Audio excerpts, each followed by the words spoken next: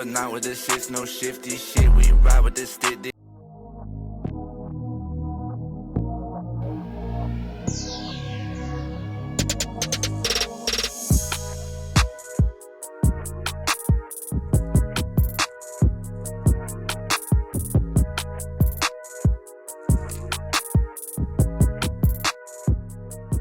What's up, YouTube? Welcome back to the channel.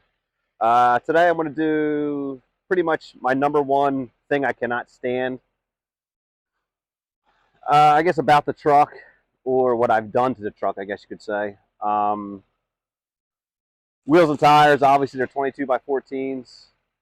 Worst thing about big wheels and tires, in my opinion, I don't think anybody really talks about it, besides turning radius, if you don't have to, you'll have to do a lot of cutting.